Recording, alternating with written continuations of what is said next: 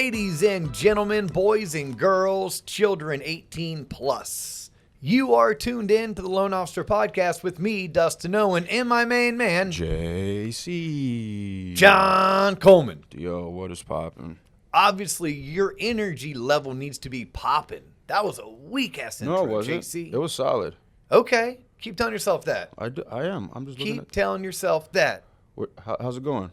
It's going fabulous, man. Good. Zero complaints. Here we are. We're recording this a week of Thanksgiving. I think it's going to drop the Monday after Thanksgiving, though, right? I don't know. Tuesday. Tuesday? Yeah, that's right. They drop on Tuesdays and Fridays. I should know that, John. It's fine. It's not important. It's not important. It is important. This podcast is important.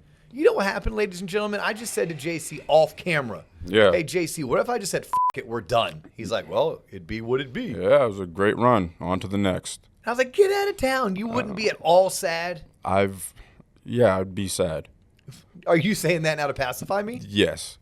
Sad is an emotion. I don't know. I don't really have emotions because I'm an Aquarius, apparently. But apparently you're an Aquarius, or apparently Aquarius don't have emotions, right? There we go. No, it would be great, but... All right, well, that's not going to happen, John. I know it's not, because this is only the beginning. This is just the beginning. How about this, though? All right. Because I told these people I would pimp out their event. Okay, yeah, let's do that. I'm going to be speaking at this event. Okay. So there's an event in February in Orlando, Florida, being put on by the Mortgage Bankers Association of Florida. Word. It's going to be called the Loan Officer Summit. It's the first time ever the Mortgage Bankers Association of Florida is going out of their way to put on a sales conference, one-day event specifically for loan originators. Nice. Yeah, so they reached out to yours truly because they know it's in my backyard. They said, Dio, would you mind being a part of it? So I would love to be a part of it. So I'm going to go and speak at this event. I think they're bringing in this guy by the name of Doug Smith and our buddy Tim Davis. Shout out Tim Davis. Yeah, so as soon as I hop off of recording today's episode, I need to hop on a call with the NBA of Florida and Tim. The event is February 8th for anyone who is in the greater Central Florida area. Pretty sure it's going to be pretty economical. I don't know the cost. I'm going to guess somewhere between like $20 and $40 would be my guess. And then our buddy Jeff Velez reached out to me, and he's going to host his sales rally for Old Republic, which is a home warranty company. And I think I'm going to have the opportunity to go speak to those people as well. Oh, starting to coming off of the Southeast Region sales rally for Waterstone Mortgage, a one-day event that we hosted down on International Drive in Orlando, Florida. A phenomenal event, right? Shout out Rose and Shingle Creek. Yeah, Rose and Shingle Creek. What a great venue. We were there. This was pretty cool because we were there with I think half a dozen or a dozen Major League Baseball Hall of Famers. They were having some kind of a big event where it's a charity function. I mean, we saw Pete Alonso there. Oh, really? We saw Johnny Damon there. Yeah, it was current and past baseball players. Nice. Well, that sounds great because that's a solid way to end off the year, which is a great parlay into the subject for today's episode. Which is? End the year strong or something. End the year strong or something. How about title it we did. Preparing for the end of the year. Yeah, that's what it was. Yeah, no, it's that time of year. Look, we are in November. It's holidays kick off this week with Thanksgiving, right? They culminate in January, typically with New Year's Day, throwing some holidays that are irrelevant like Boxing Day or relevant to some people like Christmas. And this is the time of year that we all get to slow down. Take your foot off the gas and just coast, baby. I don't know if we're going to coast. Damn it. What I want to do is slow down, take a step back, look at the year that was while preparing for the year that's going to come. That sounds responsible. Now, we will be doing a future episode, like near future, on actual business planning. And this would be a fantastic event for people who sell real estate for a living, who finance real estate for a living, as well as people probably like financial advisors, life insurance salespeople, regular insurance people like the property casual. It'll be a business planning episode that's geared towards many folks in sales. Word. But today, let's just kind of prep it. Let's just talk about what we should be doing as business professionals this time of year. Because certain things will be slowing down, right? Like for our loan officers out there, you've heard me say that realtor hunting season tends to culminate or end at Thanksgiving, and it won't pick back up until January 15th. It doesn't mean that There aren't realtors out there who are going to be willing to sit down with you and talk business, talk strategy, talk partnership. But they're going to be harder to tie down, harder to find, because this time of year people tend to get into vacation mode, holiday mode, which is my kids are out of school. I need to travel somewhere obligatory to spend time with people I could probably care less about spending time with, but I will have more fun than I ever would admit. Mm-hmm. That's what the holidays typically mean for a lot of people. Yeah. And you have to do that twice, typically around Thanksgiving, then again around Christmas. And then while you're doing that, your kids are out of school. Every time kids are at school, it tends to wreck things because you have to figure out where are my kids going to be staying? Are they going to be staying out of trouble? Do I need to get them to and from certain activities? Did I buy them all the gifts on their Christmas list? Yeah, that too. That too. So what we can't do, we can't take our foot off the gas and coast, especially the type of year that we had. And especially going into the type of year that we're going to have, both with its headwinds as well as with its opportunities. This just in, breaking news, ... The average mortgage banker in third quarter lost 20 basis points. That is down from 5 basis points lost in second quarter. That is abysmal. That is the worst it has ever been since they've been tracking this data since 2008. That means the average mortgage bank lost over $600 for every loan file that they originated and closed. You know how we make fun of people like, oh, I closed X. I'm like, yeah, but how much money did you make? Right. Yeah, there are many, many, many lenders out there closing a lot of business, but they're not making any money doing it. In fact, they would be more profitable if they just quit doing loans. Like, hey, look, quit doing loans. You'll make more money. Huh? That makes no sense. Well, every time you do a loan, you're losing $600. So now is not the time to coast. There are years, I'm not going to lie, I'm not going to beat around the bush, I'm not going to tell you like I don't see it. There have been many times in a normal year. Look, February, March hit and you started getting just crushed with leads.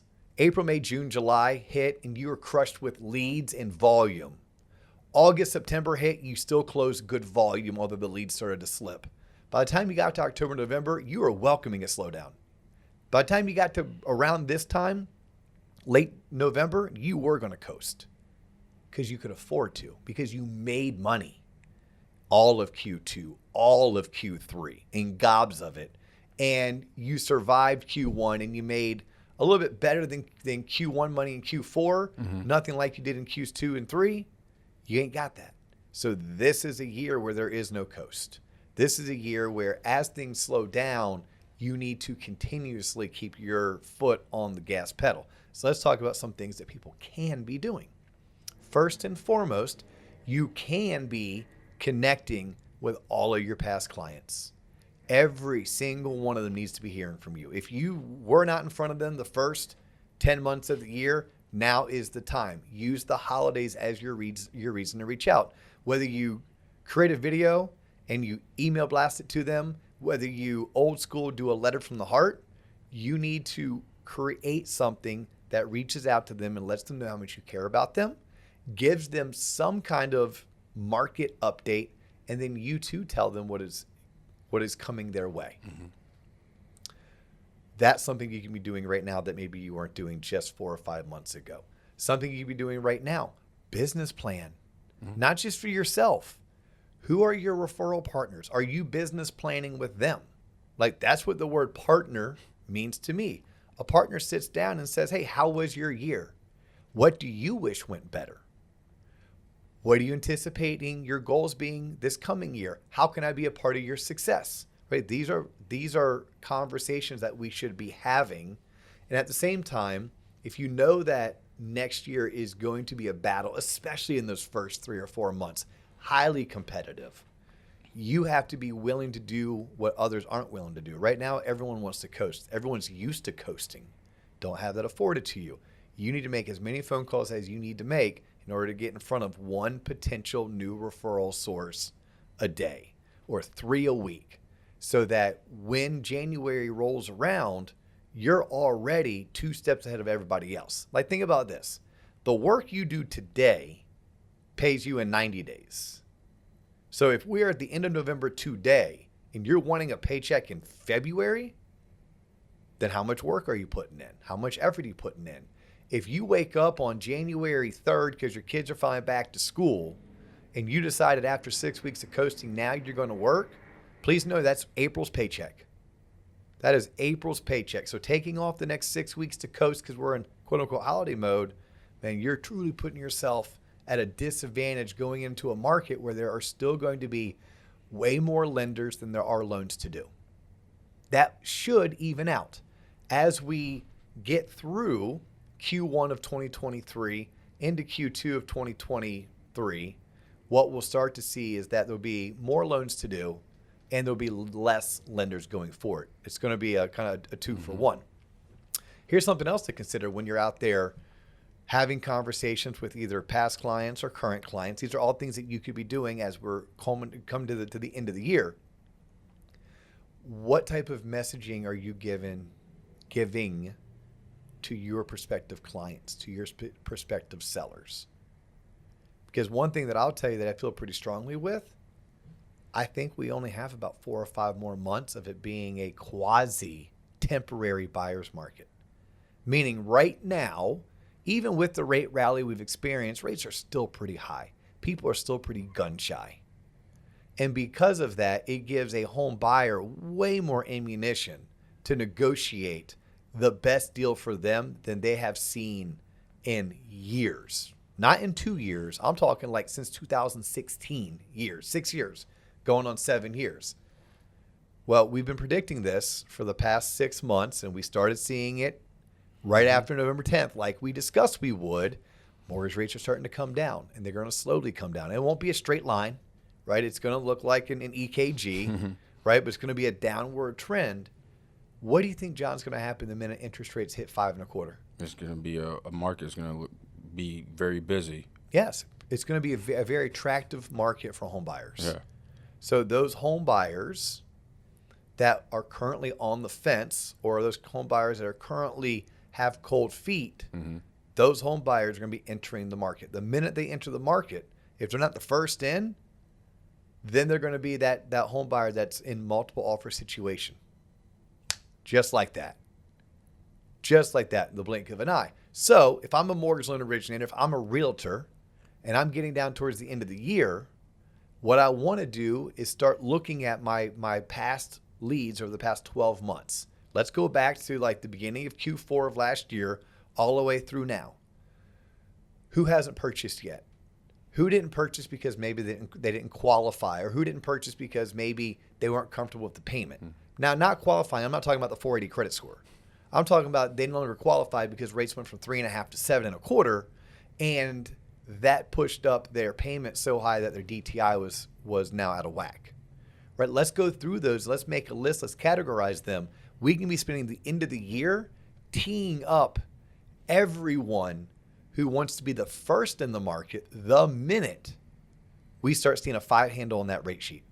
Because again, what will happen is typically sellers' behavior, consumer behavior is about a 3-month lag. What I mean by that is right now, believe it or not, there are still sellers out there who think that they can put their home on the market for the tippy top and it should get into a bidding war. Where it's like, no, if your home is worth somewhere between $525 and $550, you put it on the market for $550, that son of a bitch may sit for about 2 or 3 months at $550. If you want to sell it, put it on the market for about $525, and you may get one buyer to look at it in the first 2 weeks and actually buy it. Right? That's the type of market we're in.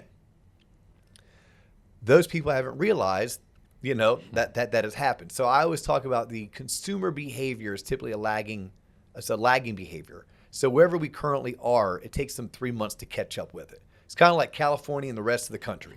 California sets the trends for the rest of the country. If something's happened in California last year, it doesn't hit Georgia until like 2 years later, right? It's just the way it is. So if you understand that as a professional, you're trying to start next year off on the strongest foot possible, and you're also trying to keep yourself very productively busy. Not busy, productively busy. In fourth quarter, these are things that you can be doing, and you can be having conversations with people, creating lists, and then you take the same behavior and you teach it to your referral partners. You take the same behavior and the same information and you coach it and teach it to potential new referral partners. And that would be your script. That would be your script. Hey, look, my company and I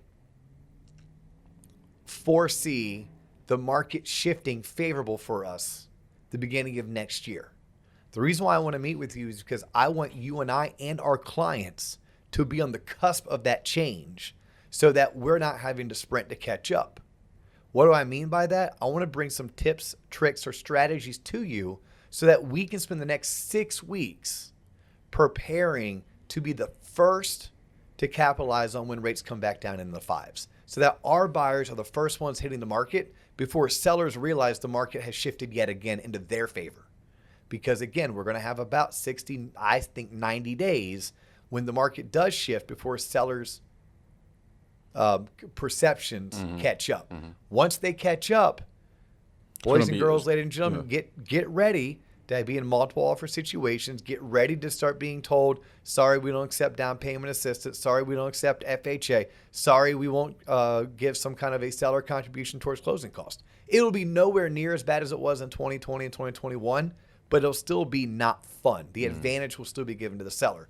So these are things that I'm doing, John, right now to prepare for the end of the year. Now, small things that I'm doing, I'm pulling up my LinkedIn, my Instagram, my Facebook profiles. I'm updating them. Is that the best profile possible? Is all my contact information accurate? Is my bio, if I'm talking about LinkedIn, is my bio updated? Or does my bio still say things that are, so 2018 when we're going into 2023? Like, those are things that I'm doing. I'm definitely touching my past client database. I'm definitely reaching out to every prospect and I'm giving them an update on the market. Hey, this is what the market has done, but I have good news for you, especially if they're in that bucket of I'm waiting. Now, there's some people who can't afford to wait and they shouldn't wait. Like, you should not wait to buy a house. Now's the time to buy a house if now's the time to buy a house. Like, if you're ready, you're ready. Now's when you'll get the best deal. Now's when you won't get the best interest rate. You'll get the best interest rate if you wait until May, June, or July. But I don't know if you'll get the same sales price with the same seller credits. You probably won't. So it probably would make more sense if you're ready to buy a house and you qualify. You buy a house now and you focus on getting a better mortgage when time permits. I, as a mortgage professional, as a real estate professional, need to be reaching out to all people, especially those that have been on the fence, giving them this type of information. So that's what I'm doing also. Nice. Yeah. What else are you doing? What are you doing, so I know a lot of work-wise, but at the end of the year, like, a lot of people like to say, like, hey, I need to decompress, to, like, time for myself. Are you doing any of that? I don't have time for that. Yeah, I need to not get fat, right? I've been getting fat. My race ended. I took 10 days off purposefully. Then I had a bunch of work travel obligations. And I started drinking too much, started eating really bad food, not exercising enough, and I'm getting fat. So that's what I need to do, John, is I need to stop getting fat. Do you have one of those? Does that answer your question or no? Yeah. But no, but like, do you like advice for people? Because I know towards the end, people is that important to like decompress and like? It's 100% important. You have to be able to get out, like get away. Even if it's just like this time, I'm going to drive to Georgia tomorrow with my wife, my kids, my wife's cousin. We're going to spend 4 awesome nights with her family. And although I make the whole in-law jokes, I do love my wife's family. My mom jokes that's probably why I married her. I'm like, no, I married her because she was hot and smart, and she kept my ass in line. And yes, her coming from a great family was by far a huge bonus. Oh, yes. So it didn't hurt the situation by any means. But yeah, I think getting away and decompressing is necessary. But in moderation. In moderation. I think that's where many 100% commission salespeople get it wrong, is they don't treat their career the same way a teacher, a cop, a nurse, a doctor, a lawyer, a machinist at the factory treats their career. They don't get up every morning, put on the uniform, and go to work. They don't understand that technically they should only get 3 to 4 weeks vacation. So when the holidays come and they can work from anywhere, I have a laptop, I'll travel, and I'm always on, but it's like, are you always working? I'd almost rather you not always be on, but dedicate 45 hours a week to working your ass off. So not probably what you're asking. I think you're asking more what I will do.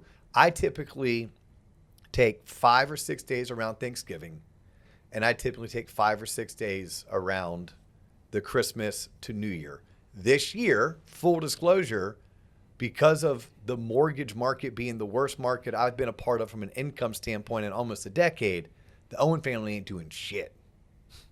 We're going to enjoy our neighborhood, enjoy our neighbors, enjoyed all the stuff that we already pay for, which is our mortgage, our HOA dues. No need to add. Our taxes. Yeah. Right. No, we're not going to, but I normally do like to. Yes. Yeah, I purposefully, intentionally do like to do some kind of a trip. Plus, around Christmas, I mean, honestly, it ends up only being like 3 or 4 work days that I'm away from the office. I can be gone for a week and only use up 3 or 4 work days. Yeah. I like doing that, and I do encourage people to get out and to decompress, to put their phones down, put their laptops away, and enjoy the company of others, and truly look back on the year that was, like reflectively. Look back. What went well? Why did it go well? What didn't go well? Why didn't it go well? More importantly, what can I learn from that? And then taking all of that knowledge and that experience, looking forward, what am I anticipating to achieve in the coming 12 months? What are things that if I achieve them, I will celebrate? What are some ways that I'm going to intentionally and purposefully decompress, take some time away? I think all that needs to be mapped out as well. And I don't know if enough people do that. That's why, I love the letter from the heart. It's an exercise that ends up being a marketing tactic or strategy to stay in front of my past client database, but it's also an opportunity for me to truly... It's a journaling exercise for you to write down your damn thoughts, and you're like, oh, I never thought of it that way. Yes. Yeah, 100%. And it allows me to reflect on things that went well, reflect on things that didn't go well. What did I learn from that? And then pushing it out. What's going to happen in my market? What's happening in my industry? What do my clients, got to think, I sold them on being a client for life. And my realtor partners need to come to me because I'm the source of information. So as the source of information, as the mortgage advisor for someone's entire life, I should be getting in front of them this time of year, letting them know what happened and then what we're predicting to happen, reminding them that I'm here for them plus anyone that they know. That's what this time is about. Then when they try to look me up, what does my name badge say about me? My name badge would be my social media handles or even my website, the bio on my website, my contact information on my website. Like, now's a good time to start working on all of that. And then obviously doing a solid business plan with true goal setting. And we're going to teach this, and I'm going to get with Mike Smalley. We're going to talk about it. I may have Mike on as a guest, or I may do it with you being almost the audience, because I like that dynamic. If Mike and I get on here, it'll be basically two of the same person. You and I get on here, and it could be, hey, manager talking to associate about, hey, John, here's how we need to business plan. But I'll tease it right now. In sales, we tend to focus on, well, how much money do you want to make? And this is what we're going to do as our business plan. We're going to start with how much money do you want to make, and we're going to work our way backwards. So you make X amount of dollars. In order to make X amount of dollars, you need X amount of closings. In order to get X amount of closings, you need X amount of leads. In order to get X amount of leads, you need X amount of referral sources. In order to have X amount of referral sources, you need to have X amount of sales activity. So eventually we know going into the year, my first goal, because I'm not big on setting goals on X transactions, X volume, or X income, because it's hard to quantify that. But I can say, oh, I need to do this many phone calls. I need to have this many one-on-ones. I can celebrate that every time I hit it, right? If I made 20 calls on Monday, I won on Monday. If I went on 5 one-on-ones by the end of the week, I won that end of the week. If I hosted 1 happy hour, 1 lunch and learn, then I won that week. So what I think we're going to do is we're going to do some business planning as an episode, and then maybe what comes out of the business planning will then go a little bit more granular or go a little deeper on some of the activities. Maybe we can do some episodes on like how to successfully throw a happy hour and a lunch and learn. So on and so forth. What do you think about that? That sounds amazing. Okay, cool. In the interim, we have a ton of content on the website, y'all. So check out theloanofficerpodcast.com or tloponline.com. If you're in Central Florida, go to mark February 8th on your calendar. There's going to be a really cool one-day loan officer sales event in Orlando, Florida. Location still TBD, but the city is going to be Orlando. Yours truly will be speaking along with Tim Davis and I believe Doug Smith. I think that's all the time we have for this show, John. Good job, D.O. I hope so. I don't know. We'll see. Well, that's all the time we have for today. We'll catch you on the next episode. No, in all sincerity, thank you all. The one thing I am grateful for is our audience. And thank you for tuning in. Thank you for sharing us. Thank you for liking. Thanks for reaching out. You all are very much the motivation that John and I need to keep going. Mm-hmm. We have big dreams. We have big goals, but we won't be able to achieve any of them without your support. So looking backwards, we'll say thank you for all of your support. Looking forward, we'll say thank you for your future support. And please continue to promote us and share us to anyone that you care about and love so that we can grow our audience, which means we can grow the amount of effort and energy we dump into making this a fantastic content forum for people of all walks and all ages to consume. Well said. Not just mortgage professionals. There you go. On that note, his name is John Coleman. My name is Dustin Owen. That's all the time we have for you today, but we will catch you on the next episode.